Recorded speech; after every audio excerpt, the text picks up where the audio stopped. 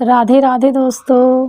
आज के हमारी इस वीडियो में हम आपके लिए लेकर आए हैं सर्वपितृ अमावस्या की रोचक पौराणिक कथा। श्राद्ध पक्ष में सर्वपितृ अमावस्या का बहुत ही महत्व है। यह पितरों को विदा करने की अंतिम तिथि होती है। अगर कोई श्राद्ध तिथि में किसी कारण से श्राद्ध ना कर पाया हो या फिर श्राद्ध की तिथि मालूम ना हो तो सर्वपितृ श्राद्ध अमावस्या पर श्राद्ध किया जा सकता है। तो आइए सुनते हैं इस तिथि से जुड़ी हुई पौराणिक कथा क्या है।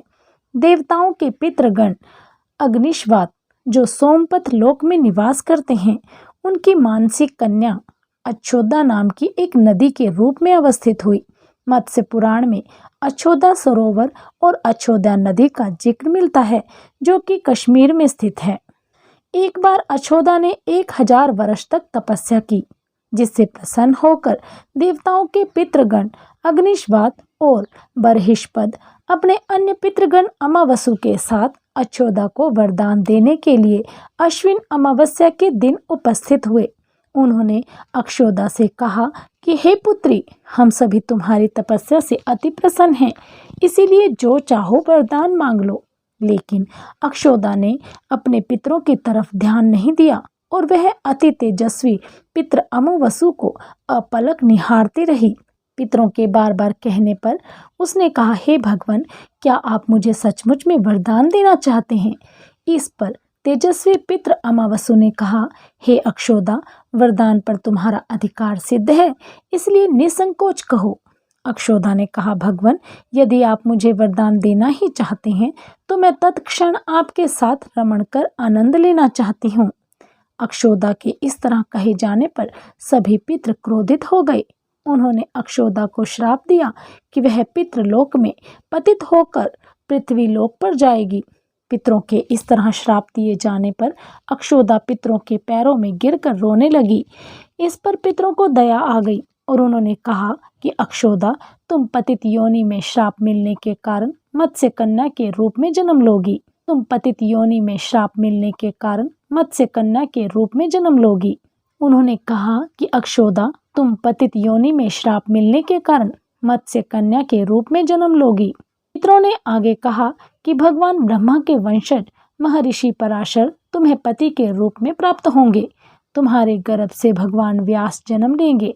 उसके उपरांत ही अन्य दिव्य वंशों में जन्म लेते हुए तुम श्राप मुक्त होकर पुनः पितृलोक में वापस आ जाओगी। पितरों के इस तरह कहे जाने पर अक्षोदा शांत हुई। अमावसु के ब्रह्मचर्य और धैर्य की सभी पितरों ने सराहना की और वरदान दिया कि यह अमावस्या की तिथि अमावसु के नाम से जानी जाएगी।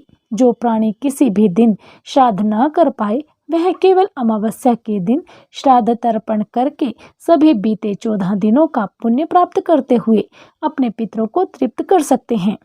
तभी से प्रत्येक माह की अमावस्या तिथि को सर्वाधिक महत्व दिया जाता है। यह तिथि सर्वपितृ श्राद्ध के रूप में भी मनाई जाती है। उसी पाप के प्रायश्चित हेतु कालांतर में यही अक्षोदा महर्षि पराशर की पत्नी और वेदव्यास की माता सत्यवती बनी। तत्पश्चात समुद्र के अंशभूत शांतनु की पत्नी हुई और 2 पुत्र चित्रांगद तथा विचित्र वीर्य को जन्म दिया था। इन्हीं के नाम से कलयुग में अष्टका श्राद्ध मनाया जाता है। बोलिए सभी पितृदेव की जय। तो कैसी लगी आपको हमारे द्वारा दी गई जानकारी? हमें कमेंट बॉक्स में कमेंट करके अवश्य बताइएगा। यदि आपको कहानी पसंद आई हो तो हमारी वीडियो को लाइक अवश्य करें।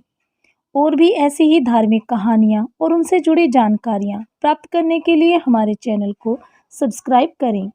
हमारी सभी वीडियो की अपडेट आपको प्राप्त होती रहे, इसलिए बेल आइकन अवश्य दबाएं और हमारे द्वारा दी गई जानकारियों और कथाओं को आगे शेयर कर हमारा उत्साह अवश्य बढ़ाएं। बहुत बहुत धन्यवाद।